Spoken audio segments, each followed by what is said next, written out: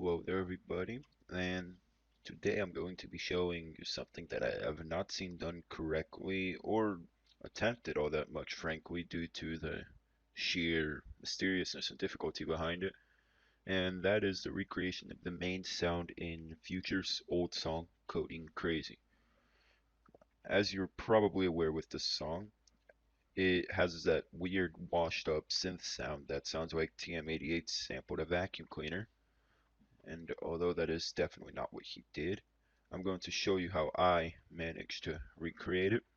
If I solo out this part right here,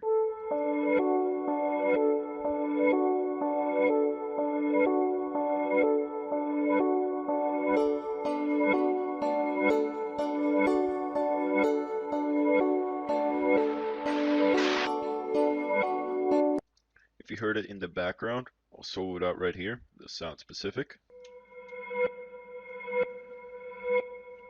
This sound uses the same effect that Future used in Coding Crazy and how TM-88 did this. And although this isn't the same sound, it uses the exact same effect process that TM-88 used, meaning you could take whatever sound and give it that same washed up reverse effect in no matter what sound. Maybe you want it to sound the same as Coding Crazy, maybe you don't. And one thing that I really like about it is how it could flow with everything. For example, if I play you a part right here,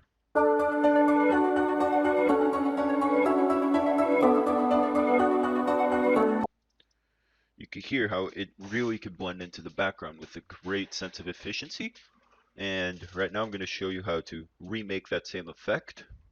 Let me start with opening up a new FLP and I'll be back. Alright, I am back with a brand new slate.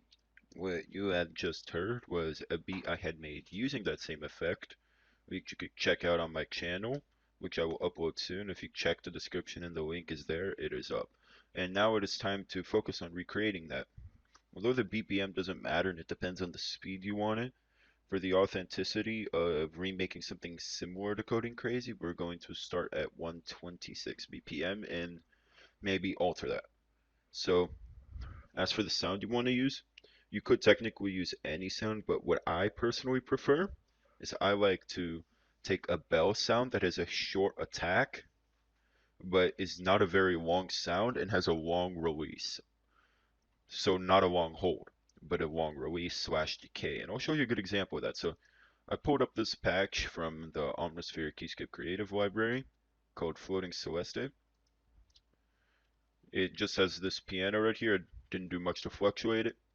And what I did here is I turned off the radio delay and tape slammer. And I also turned off the interspace and heavily turned down the reverb.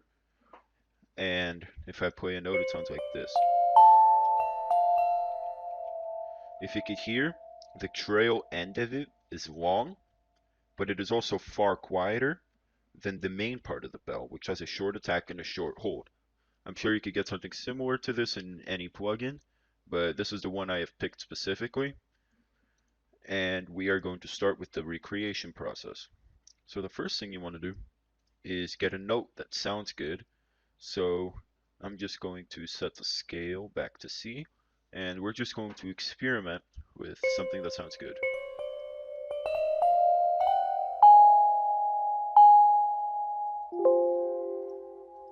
I really like the sound of G sharp 5, so we're going to keep this at G sharp 5. Alright, so what you want to do is you want each note to be 1 bar long. You see, from 1 to 2, 1 bar long. And then we're going to make this a 4 bar pattern right here. And we have 4 of these that are each lasting 1 bar.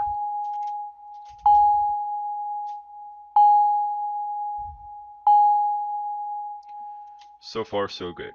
Although, as you could tell, it sounds nothing like Coding Crazy, because as you could probably tell by your ear, Coding Crazy's main synth is reversed. So what we're going to do is open up the classic 808 Mafia's favorite plugin, Gross Beat, which I'm sure most of you are familiar with. I'm going to go to the momentary patches, which you could either click on the arrow or just go right here and go to momentary. And we are going to click on reverse. And there is one problem with the reverse in gross beat is that it starts a bar late, and that is an issue that we will rectify in a little. But for now, we're going to keep it as is. Here's what it sounds like.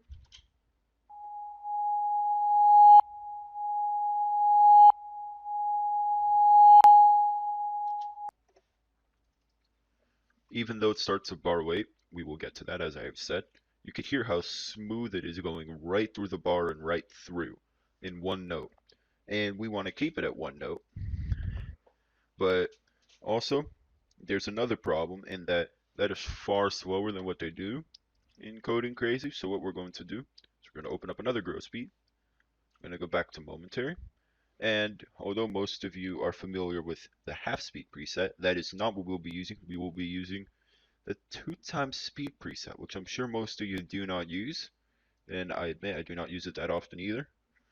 But listen to this. And as if you were using the half speed preset and you would pitch it 1 octave up, we're going to pitch it 1 octave down since we're using 2 speed presets.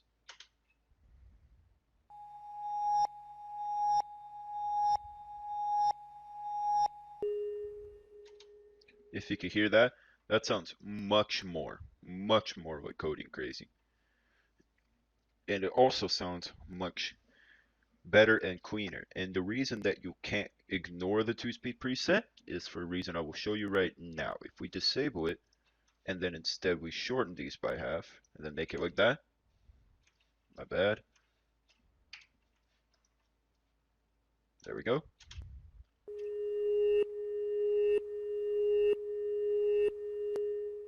You can hear that we fail to achieve the same smoothness because it completely disregards the trail end from here and just immediately starts to the next note.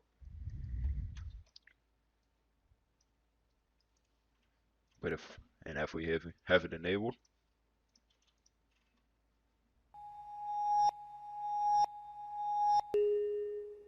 miles better and so much smoother. Alright, and now it's time to figure out how we get rid of that bar that loops. So we're going to take this pattern, we will apply effects later, and what we're going to do is that since gross beat is actually a bar behind, we're going to record in Edison this much. Because if it's a bar behind, it'll start here and go there and follow my lead. We're going to go here, open up Edison. This is default with FL Studio. And to click record, you could use whatever option you like, but I prefer on play. And when you click play, it will record inside of the Edison.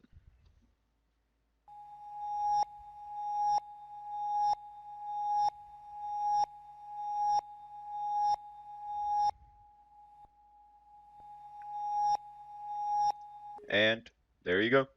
So right here, you could tell it says song jump. That's because it ended. But remember, gross beat's a bar behind. So it actually ends right there, as you could tell by the waveforms. So we are going to take this red feature. We're going to take the highlighted area. And we are going to try to outline it all. You could click Control and the scroll wheel in order to zoom in and zoom out. And there we go. Perfect.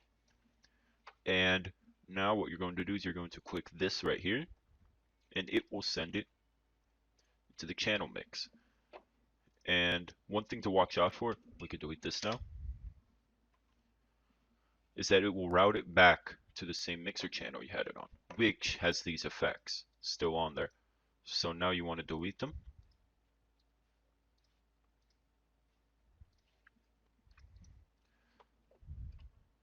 And you got the sound as an audio clip. Just to make sure we are exact, we are not. We are slightly over. And it looks like we started slightly early here. So I'm going to edit this and be right back. Alright, I am back. I cut off a little bit from the beginning, a little bit from the end to finish up some of the imperfections over there. And now it is perfectly a 5-bar pattern, and we are ready to work inside of the playlist. So if we play it, it's exactly the same the way we had it. So one thing is if we want to make it connect more, I feel like this time we are going to put on a little bit of reverb. Let's just get that out. That's probably a little too much. There you go. Turn up the high end. And probably turn down the decay. Turn the decay back up a little. I like that a lot. Alright. What also I want to do for this one is, in order to keep that whole Codeine crazy darkness feel, which is probably why you'd be using this, and this sound is a little bit too happy for me.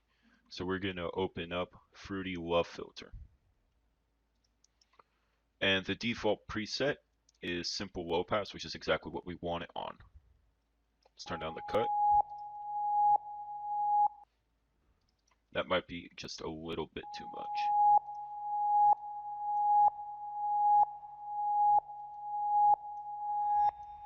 Let's try it here. That's exactly where I like it. We're going to keep it there. And right now you can tell that it sounds almost identical. It sounds like the effect is there. The effect is identical to what it is, and the beauty of it is that you could do this with whatever sound you may please. In this case, I prefer this sound.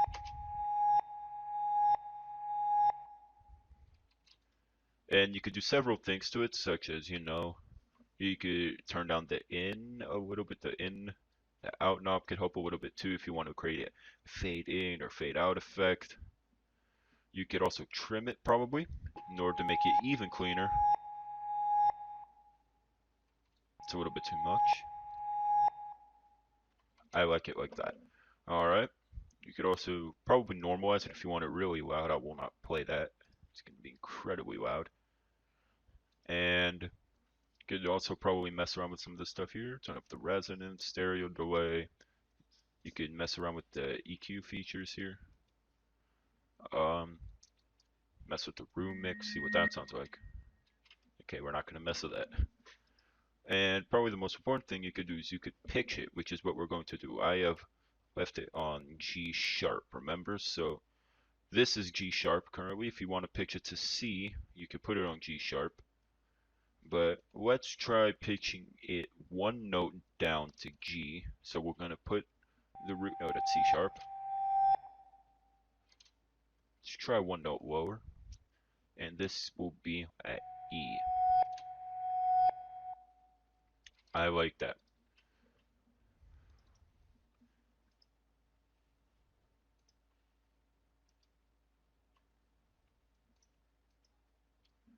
Just have to change that up a little bit as going over, so let's see it again.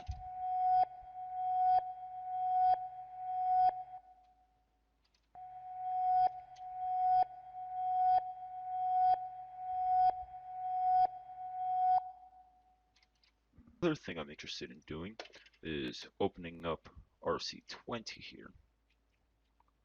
There it is. And maybe let's try this out for now with just a wobble. I personally do not want that right now, but I can see how that can make some really cool effects. But what I do want is a distortion.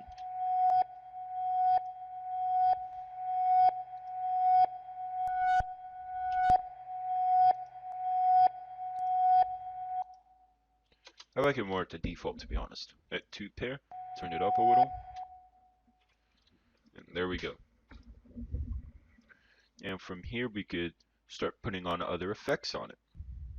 And other sounds to layer on top of it. But for now, that is it. This is the Codeine Crazy sound.